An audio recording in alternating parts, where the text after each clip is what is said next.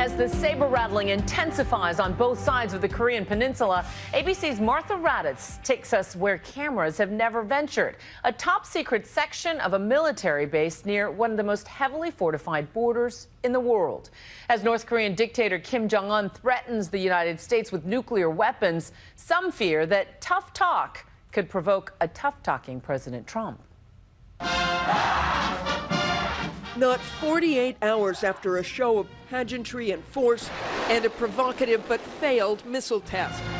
Escalating tough talk from North Korea with no sign of backing down. The thermonuclear war may break out at any moment. Their vice foreign minister telling the BBC we'll be conducting more missile tests on a weekly, monthly, and yearly basis. With tensions on the rise, ABC News was granted rare access to the men and women on the front lines. Everything that's flying right now, these guys are managing. Yes, ma'am.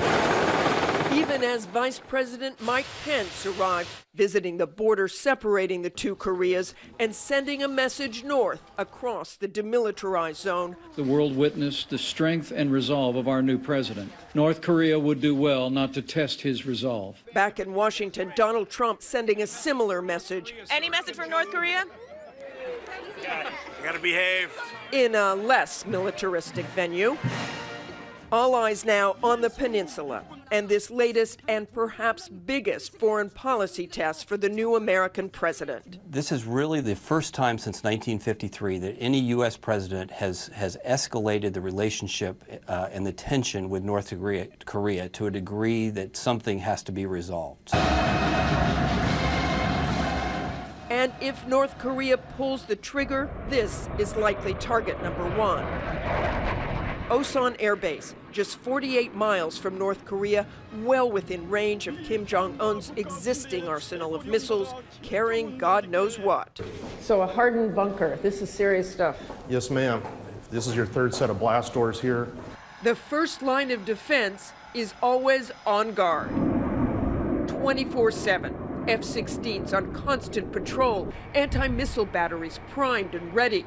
Behind these concrete walls and steel doors, the top secret and rarely seen operations center. I'll do check-in here. On high alert, watching for any North Korean missile activity. We live with it every day. The nice thing is for my folks, the mission is staring them in the face. They're monitoring the possibility that one day one of those missiles could reach as far away as the west coast of the United States. Once they're able to range and to hit targets within the continental 48, it now becomes an American problem. What used to be a regional or a Korean problem has now marched across the Pacific and become an American problem. But there's no doubt Osan is within range. The threat here is up close, dangerous, and continuous. One of the things you sort of sense as soon as you come on base is how real the threat is. Absolutely. And what we do here specifically is we are trained day in, day out to be fight tonight ready, as we say it. The slogan here, fight tonight. And you hear it often and always with a sense of pride. There aren't many places I go into where it says fight tonight in giant letters. It's a little frightening. For us, it's our day-to-day training.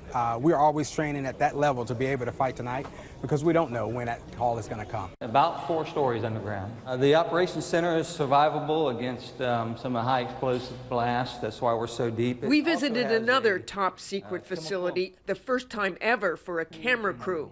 If a missile is aimed at South Korea, the job here, blow it out of the sky. North Korea has conducted 5 underground nuclear tests in the last 10 years. But missile launches are far more common, several this year alone. Every one closely monitored on these screens, including failed launches. What's it like in here when a ballistic missile is launched? Well, you would think it would be hectic, but due to the level of training of the soldiers here, it's actually a pretty calm exercise. I would compare it to maybe an air traffic controller tower. Right next door, rows and rows of bunk beds. If war comes to South Korea, the staff will sleep right here. And you got food, you got everything you need. We have food, showers, latrines. Lieutenant General Thomas Burgesson is deputy commander of all U.S. and UN forces in South Korea. What concerns you most? So our biggest concern is that he's going to miscalculate. That's always the #1 concern. So we want to make it crystal clear to the North Korean leadership that this would be a completely futile endeavor were he to challenge this strong, ironclad bilateral alliance. Because we have a new president, and he, no doubt, Kim Jong-un wants to test him in the same way that dynamic works. Is this, from your time here, from watching here, one of the more dangerous times? I would say that there's certainly, you can feel the tensions, but clearly this is serious. And they need to know that we are prepared and that this defensive alliance is strong and ready to fight tonight. Part of that defense, Patriot missile batteries. And you'll notice here in Korea, we keep our launchers loaded with live interceptors at all times, so that we're ready to fight tonight. Tell me a little bit about the batteries, just in terms of what they can stop, how they stop them, how that works. Yes, ma'am. Well, this weapon system is capable of defeating a wide range of enemy capabilities, from unmanned aerial systems to short-range and even long-range ballistic missiles. This battery is designed to search for, detect, and engage those inbound ballistic missiles. At Osan, they're confident in this system, claiming the success rate of the Patriot is nearly 100%. And it's a bullet-on-bullet scenario where the Patriot missile hits the threat missile and destroys it.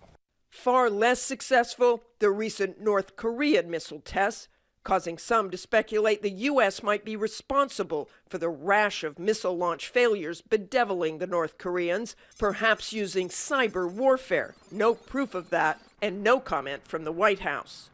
These are delaying tactics. These are not going to stop the North Korean missile program. They're not going to stop the nuclear program. A few miles from the Patriots, out on the flight line, are the Growlers. So they have jamming capability, electronic jamming capability, so they can deny the enemy the capability to launch surface-to-air missiles at our aircraft. Well, as far as the mission goes, facing the ever-present threat from North Korea, Major Sean Walsh up in the skies training at least 3 times a week, often near that prohibited area close to North Korea. The other night I was up there on Monday night just around sunset, and you get to see the stark contrast, because as the lights start to come on and you fly along the DMZ, you can look out one window and it's as bright as day with the city of Seoul and then all of South Korea. And then you look out the other side of your cockpit and it is just darkness. But make no mistake, it's that darkness which causes concern. The lack of hard intelligence, the unpredictability have created a region on edge.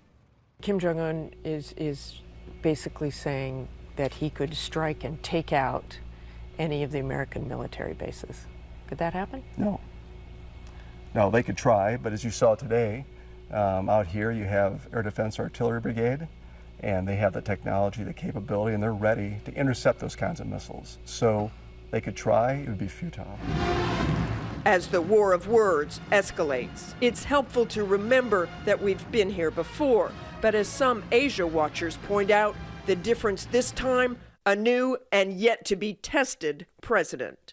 The South Koreans are used to this. They've lived in the shadow of the North Korean threat for 50, 60, 70 years. It's not unusual for them to hear these bellicose remarks from the North. What they aren't used to is hearing it also from the White House. How President Trump navigates this latest crisis will be watched and scrutinized closely, just as the American forces in Osan are watching, waiting, and ready to fight tonight. Martha Raddatz for Nightline in Seoul, South Korea.